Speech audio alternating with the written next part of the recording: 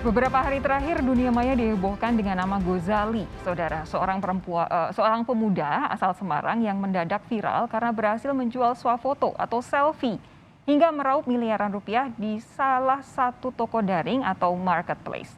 Aksi Gozali ini kemudian ramai diperbincangkan hingga banyak diikuti oleh netizen lainnya dengan menjual berbagai macam foto pribadi hingga foto KTP. Nama Gozali menggegerkan jagat maya karena koleksi swafotonya laku miliaran rupiah dalam bentuk NFT atau non-fungible token di platform OpenSea. Kumpulan foto pria yang bernama asli Sultan Gustaf Al-Ghazali ternyata sudah diambil sejak 5 tahun yang lalu. Gozali sengaja melakukan swafoto setiap hari sejak lulus SMK. Saya moto setiap hari itu buat animasi timelapse. Nanti setelah kan 5 tahun itu nanti digabungin jadi satu jadi video gitu. Tujuannya itu aslinya. Terlepas dari karyanya yang mendadak viral dan jadi perbincangan, Gozali adalah mahasiswa yang cukup berprestasi di kampusnya, Universitas Dian Nuswantoro atau Unidus Semarang.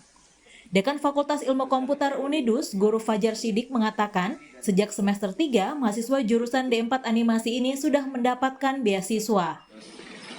Mas Sultan ini juga termasuk mahasiswa yang kreatif ya, bahkan mendapatkan beasiswa dari BINUS ya, sejak semester 3. Kira-kira itu. Gozali mematok harga mulai dari $3 atau sekitar Rp50.000 hingga menembus angka Rp31 juta per foto. Hingga 13 Januari lalu, hasil penjualan foto di akun Gozali Everyday bernilai 277 Ethereum atau sekitar 13,3 miliar rupiah. Gozali mengaku akan menggunakan uang yang didapatkannya untuk investasi. Ia pun mengaku akan fokus di kuliahnya dan ingin bekerja hingga membuat salah satu studio animasi. Di OpenSea NFT itu aslinya saya bayangin kayak NFT itu isinya 3D, 2D atau gambar-gambar yang karya yang bagus. Tapi aku mikirnya kayak lucu juga kalau salah satu kolektor ada yang punya muka saya. Terus nggak nyangka gitu. Aku nyangkanya sih nggak ada yang bakal beli. Makanya harganya saya patok awal di $3 itu memang sengaja biar nggak ada yang beli sih. Mulai upload kapan? Gozali masih tak percaya banyak orang yang tertarik membeli koleksi fotonya. Bahkan sejumlah selebritas seperti Chef Arnold dan Reza Arab ikut membeli foto Gozali dengan harga tinggi. Viralnya harga jual swafoto Gozali tak hanya menarik perhatian netizen, tapi juga Ditjen Pajak. Bahkan dalam akun Twitternya, @ditjenpajakri memberikan tautan agar Gozali bisa membayarkan pajak dari hasil pendapatannya berjualan foto di toko daring OpenSea. Kisah Gozali yang meraup miliaran rupiah dari NFT membuat kalangan netizen beramai-ramai mengikuti jejaknya. Bahkan ada netizen yang dilaporkan menjual NFT foto KTP di OpenSea. Terkait hal ini, Menkominfo Johnny G. Plate menyatakan seluruh penyelenggara sistem elektronik termasuk platform NFT OpenSea wajib mematuhi perlindungan data pribadi. Masyarakat yang memanfaatkan platform transaksi NFT saya minta untuk tidak menyebarkan data pribadinya karena beresiko menimbulkan penyalahgunaan data pribadi oleh pihak lain. Pemerintah menyebut tindakan hukum akan diberikan bagi pelanggar penyalahgunaan data sesuai dengan Undang-Undang Transaksi Elektronik. Tim Liputan Kompas TV. Banyak orang jadi ikut-ikutan jejak Gozali yang meraup uang miliaran rupiah dengan menjual berbagai hal dalam bentuk NFT atau non-fungible token. Bahkan ada yang menjual foto KTP dan foto selfie KTP. Bagaimana pemerintah menanggapi hal ini? Bagaimana pula menjadikan perkembangan pasar NFT yang saat ini naik sekaligus bisa menjadi momentum edukasi bagi pemanfaatan aset digital. Saat ini saya berbincang dengan juru bicara Kementerian Kominfo, Dedi Permadi. Lalu ada Oscar Darmawan, CEO Indodax. Selamat malam Bung Oscar, selamat malam Bung Dedi.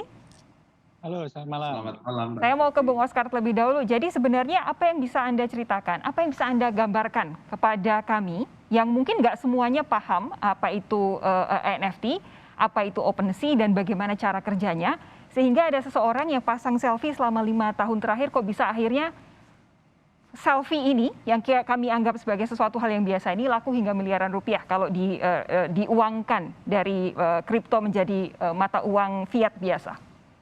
Ya, baik. Kalau misalnya ditanya tentang NFT ya, NFT itu sebenarnya adalah sebuah cara untuk kita membuat bentuk digital, kemudian kita masukkan ke dalam blockchain, kemudian bentuk digital itu dicatat ke dalam blockchain sehingga bisa dianggap unik.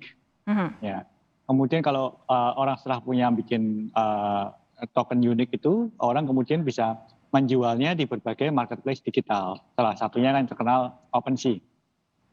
Nah, ini seperti media cara jual beli lukisan, ya. Untuk orang-orang yang sudah biasa jual beli lukisan, pasti tahu kalau lukisan itu cara kerjanya pada dasarnya adalah seperti lelang.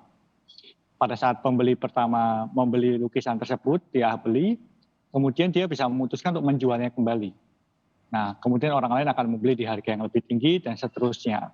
Oleh karena itu kemudian karena dirasa banyak peminatnya sehingga harganya makin lama makin mahal. Kurang lebih seperti itu. Oke, bisakah Anda beri gambaran kepada orang-orang yang sampai dengan saat ini belum banyak bertransaksi menggunakan kripto dan mengkoleksi gambar-gambar dari apapun marketplace NFT begitu? Kenapa foto seorang Ghazali itu bisa laku mahal sekali? Apa yang unik? Kalau boleh saya jujur ya, NFT ini masih kebanyakan hype sih, masih nggak ada basis. Kenapa harganya bisa begitu mahal? Ini benar-benar bisa dikatakan FOMO ya, kalau saya pribadi lebih menganggapnya demikian. Jadi terus terang sebelum ada metaverse, saya menganggap bahwa semua hal yang berbau NFT ini masih berupa hype. Belum ada basis dan alasan jelas kenapa harganya bisa demikian mahal. Oke, tapi kenapa sampai ada yang mau beli? Kalau nggak jelas kenapa harganya mahal, kenapa sampai ada yang mau beli deh? Saya kira ada dua alasan kenapa ada orang mau beli. Yang pertama karena mereka terkena hype, jadi mereka ikut-ikutan membeli. Oke. Padahal ini sifat tokennya kan unik. Sehingga pada saat mereka ikut-ikutan membeli, akhirnya harga yang semula murah, kemudian dipindah ke orang lain, pindah ke orang lain lagi, pindah ke orang lain, harganya jadi lebih mahal, dan lebih mahal. Sama seperti kalau kita lihat tren batu akik sebelumnya. Satu batu akik yang harganya sebelumnya cuma Rp100.000, kemudian karena semua orang hype ikut-ikutan membeli batu akik jenis tertentu, akhirnya harganya menjadi jutaan rupiah, bahkan sampai puluhan juta rupiah. Oke, nah pertanyaan paling gampang deh, karena sekarang banyak banget yang kemudian pengen ikut-ikutan seperti Ghazali, apakah yang terjadi kepada Ghazali ini, saya boleh bilang fenomena ini, bakal bisa tereplikasi? Saya kira enggak juga. Enggak juga ya? Karena ini seperti lukisan ya. Lukisan yang satu, kalau memang banyak peminatnya, belum tentu lukisan lain akan laku. Ini kalau saya lihat OpenSea sekarang ya, OpenSea sekarang ini banyak sekali orang yang salah paham. Orang yang salah paham, dipikir asal membuat selfie, diupload ke sana bakal laku semahal itu. Sebenarnya nggak seperti itu. Belum tentu. Saya kira kejadian Ghazali kemarin itu karena ada sekelompok orang yang berniat menggoreng foto-foto selfie tersebut. Jadi mirip lukisan. Ya, menggoreng itu definisinya maksudnya apa? Karena kita harus tahu sistem kerja NFT itu tokennya unik, ya. Sehingga kalau memang misalnya ada 500 selfie, kemudian 400 selfie itu dikuasai sekelompok orang, kemudian 100 sisanya itu berharga sangat mahal, biasanya 400 sisanya akan dihargai sangat mahal. Jadi habis itu dilepas ya? Betul, sama seperti cara kerja menggoreng lukisan sebenarnya. Oke, paham saya. Saya beralih ke Bung Deddy, kalau dari Kemenkominfo, saya paham bahwa ini kan pasti menjadi sebuah dalam tanda kutip lahan baru begitu, terutama untuk mereka yang biasa berkesenian menggunakan desain grafis. OpenSea dan berbagai macam kanal lainnya yang menggunakan NFT ini kan pasti jadi sesuatu hal yang baru dan menjanjikan begitu. Tapi ketika ada Ghazali ini, lalu kemudian banyak yang ikut-ikutan, sampai foto-foto selfie dengan KTP pun diusahakan untuk dijual. Tanggapan dari Kemenkominfo apa, Bung Deddy? Ya, sebetulnya Kementerian Kominfo dalam hal ini mendukung setiap aktivitas yang positif dan produktif di ruang digital. Misalnya juga kegiatan-kegiatan yang punya dampak ekonomi bagi masyarakat, terutama di tengah pandemi COVID-19 ini. Kita tahu kan ekonomi digital memiliki peluang yang luar biasa besar, meskipun kita sedang baru dalam keadaan kelesuan ekonomi di saat pandemi. Tapi kalau sudah disalahgunakan untuk tujuan-tujuan yang melanggar undang-undang atau melanggar norma, tentu pemerintah akan bertindak tegas. Misalnya apa? Misalnya dalam hal jual beli itu melibatkan benda-benda atau data-data yang sebetulnya tidak sepantasnya untuk dijual di publik. Misalnya foto KTP. Itu sangat jelas melanggar prinsip-prinsip pelindungan data pribadi. Nah, kami sangat berharap bahwa masyarakat menyikapi ini dengan bijak, mengoptimalkan peluang yang ada boleh, tetapi jangan sampai melanggar peraturan perundungan yang berlaku. Oke, saya mau tanya dulu, kalau dibilang melanggar peraturan, apakah sudah ada saat ini peraturan yang spesifik menyatakan bahwa data pribadi tidak boleh dijual, karena sampai dengan saat ini kita belum punya undang-undang kerahasiaan data pribadi? Sebetulnya kita sudah punya payung hukum untuk pelindungan data pribadi, Mbak Sofia.